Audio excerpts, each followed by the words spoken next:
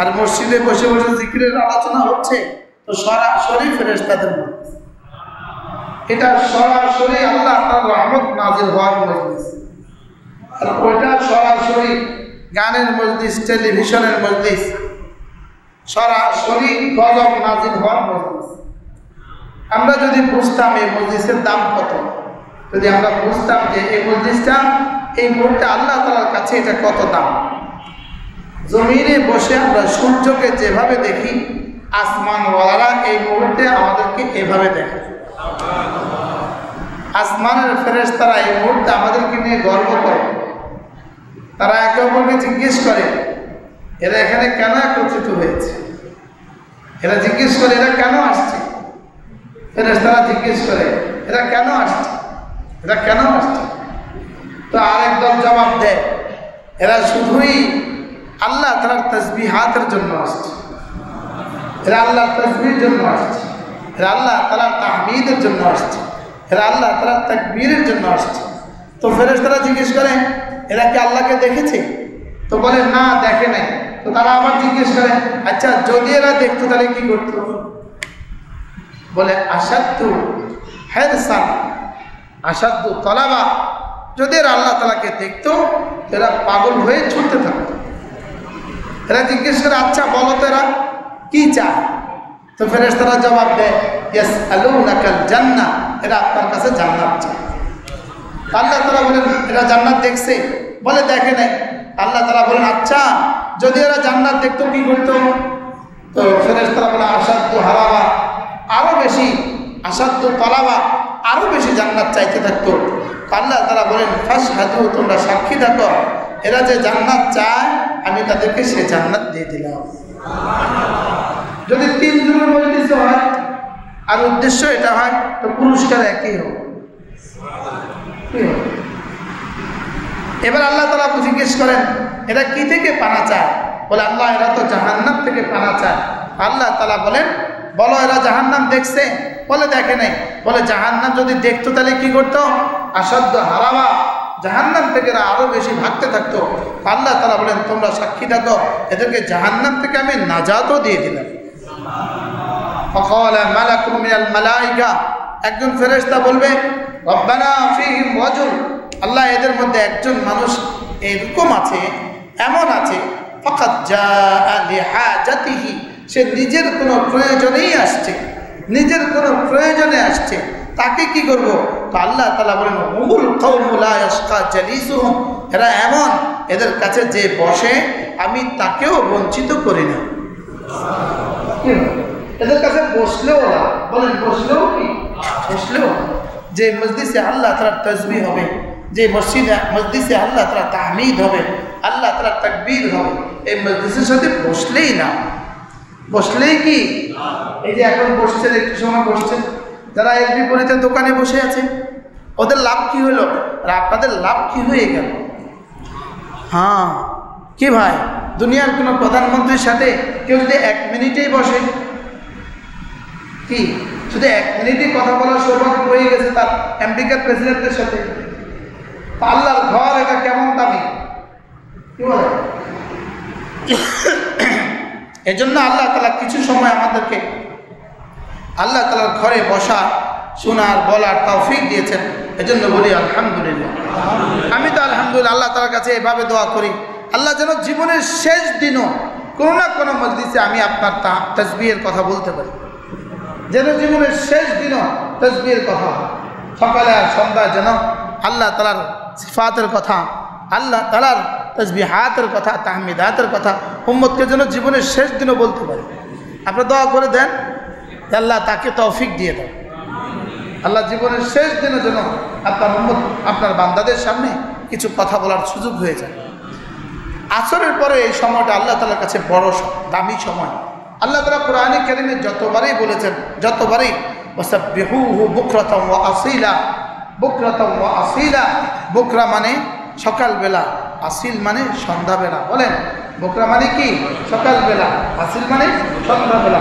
আর এটাকে আল্লাহ তাআলা খাস করে দিয়েছেন এভাবে, ফাসাব্বিহ বিহামদি রাব্বিক, ক্বাবলা তুলুইশ শামসি ওয়া ক্বাবলা গুরুবিহা, সূর্য ওঠার আগেও তাসবিহ পড়ো, সূর্য ডুবার আগেও তাসবিহ পড়ো। কি ভাবে যেন এটা কি পরিমাণ আদরের একটা ডিউটি রব আমাদেরকে দিয়ে দিলেন যে সূর্য ওঠার আগে কতক্ষণ না আমার তাসবিহ পড়বা, আর সূর্য ডুবার আগে কতক্ষণ আমার কি পড়বা, আমার তাসবিহ পড়বা। সূর্য ওঠার আগেও পড়বা, সূর্য ডুবার আগেও পড়বা। এরপরে অমিন আনাইল লাইল, রাতের বেলায়ও মাঝে মাঝে পড়বা, রাতের বেলায়ও কি মাঝে মাঝে পড়বা। আর ওয়াসাব্বিহ ওয়া আতরাফান নাহার, আবার দিনের দুই ভাগেও পড়বা, সকালেও পড়বা সন্ধ্যায়ও পড়বা।